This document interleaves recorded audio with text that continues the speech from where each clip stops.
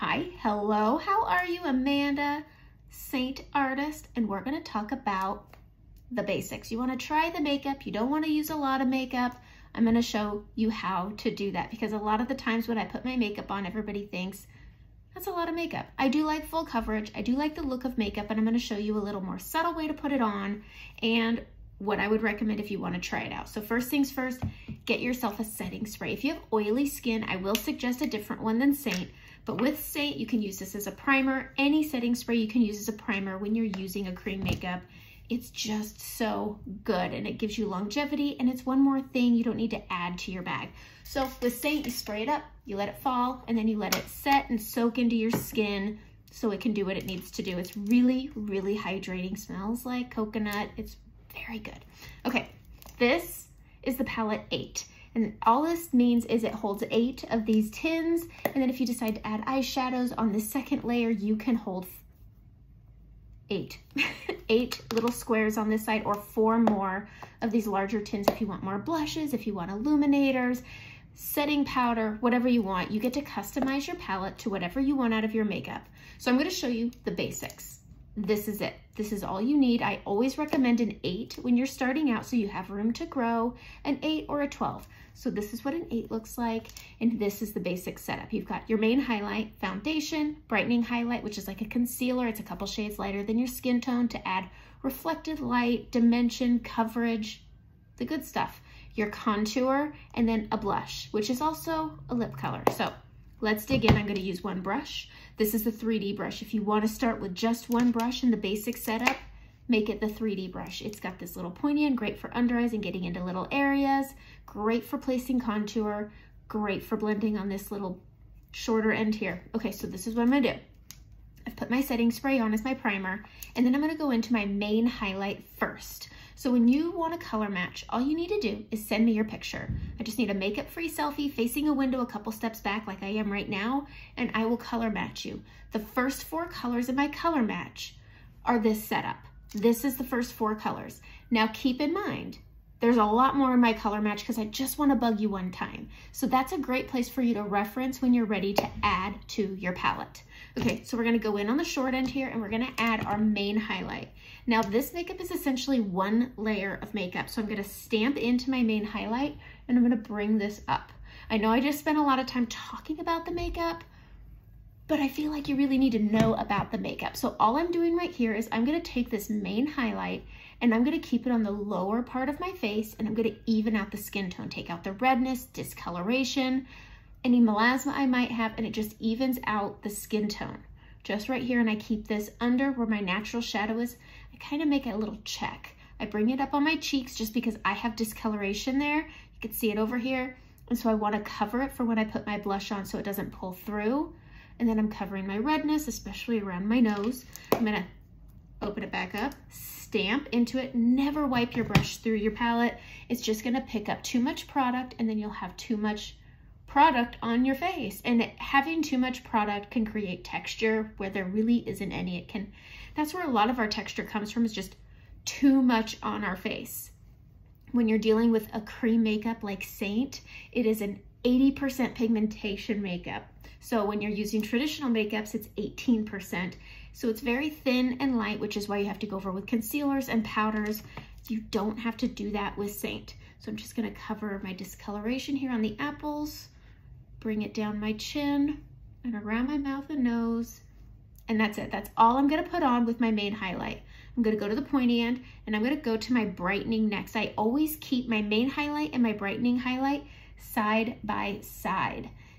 And that's just so sometimes when you get them, they can look like they're very similar in color. And once you move them away and put all these colors in between, it can sometimes be really hard to tell the difference between which one's lighter, which one's darker.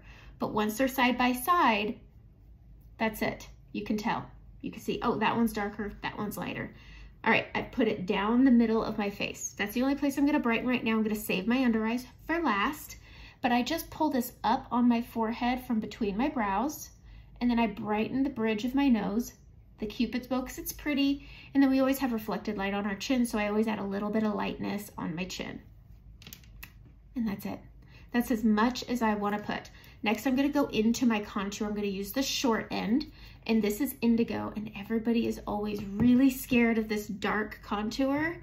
It's not, it's my favorite contour. So I put it on either side of my forehead, and then with a really light hand, I bridge them together, and I just, it's a good warm tone. I don't like cool tones on my skin.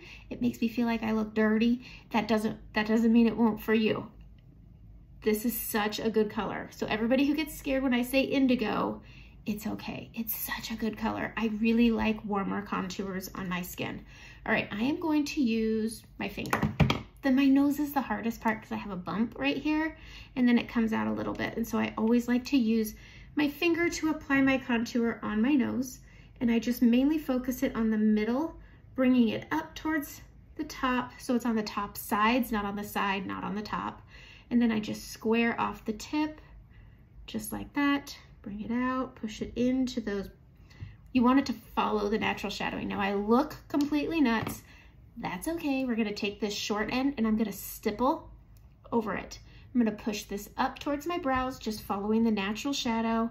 And then I'm tapping over it because if I rub, it'll hit that high point from that bump on my nose and show the bump on my nose.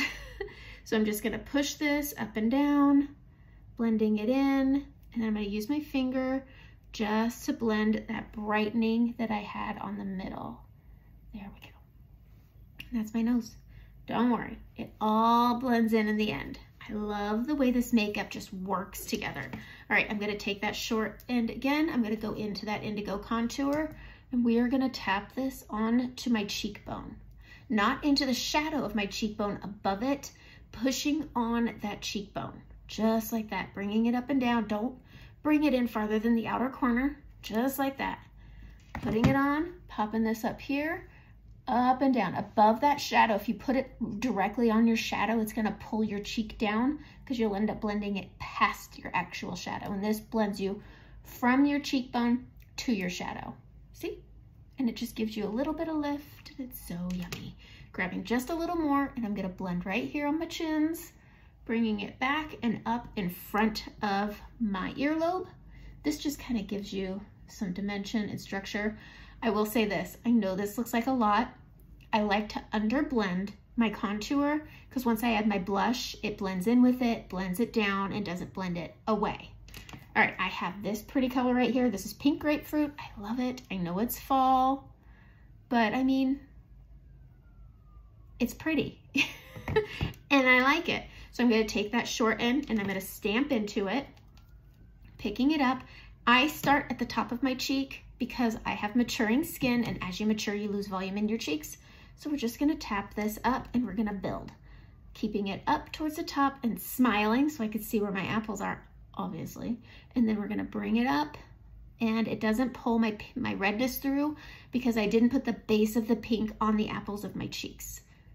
So I do this, it blends into my contour, just like that, grabbing some more, doing the same thing over here, tapping up here, bringing it down to the apple. I love being able to see my blush. You don't have to bring it as deep as I'm bringing it. You can easily, if you feel like you've done too much, flip it to your other end and just start tapping it down and it will blend it away. Really super easy. It blends down like magic. All right, we're gonna go to this pointy end. I'm gonna go back to my brightening here. We're gonna do our under eyes. I tap on just a little bit, and I'm gonna go under my trough here and bring it up. And then I'm gonna come right over here, and then we're just gonna bring them together, really focusing more on the orbital bone than the actual soft tissue. And you really need such a light touch. The warmth of your skin is what makes this movable, putting it up into this inner corner for brightness, and it just works together. Look at how just adding that bit of brightening under the eye just gives a more youthful look, makes it look like I slept all night, not just a few hours. I'm also gonna put some on my lids, and I use it as an eyeshadow primer. Not doing my eyeshadow in this tutorial. So again, below the trough and up. By going below the trough, it helps to camouflage if you have any puffiness under your eyes, and it also hides fine lines. It hides everything, and it just gives a more fluid look to your makeup. And then once it's all on, you're gonna take your setting spray and you're gonna spray your face again. And you're gonna take your brush and you're gonna do the short end and you're gonna tap over everything and just give it all one good final blend, and it presses that setting spray into your makeup to get longevity out of it. I'm gonna take this tip right here, pushing it into a line. I'm gonna grab it, grabbing my contour. I'm gonna go under, right here, under my lip, and I'm creating a shadow. I'm gonna go a little over my Cupid's bow, and all I'm doing here is creating a shadow for a fuller lip. I like a lip liner. If you haven't gotten on the lip liner bandwagon, you need to. Okay, my favorite, MAC Half Red, and you're just gonna line your lips. You don't need to outer line your lips. If you do, everybody sees it, everybody knows you did it, and that might be the only thing they look at. All right, just gonna get this corner here. I think that's the hardest part, is lining my lips in front of you guys. All right, I'm gonna take my pink color that was on my cheeks. I'm gonna pop this on. Now watch, we're gonna take my main highlight, we're gonna tap over it, right in the middle. And now it's a nice fall color, just by adding my main highlight, because it is a bit, it's bright. I can put my brightening on. You can use your main highlight. I like adding my main because it just turns it into this yummy fall color. I have a little bit of discoloration popping through here, so I'm gonna take my main highlight on this pointy end, and I'm just gonna go over some of it.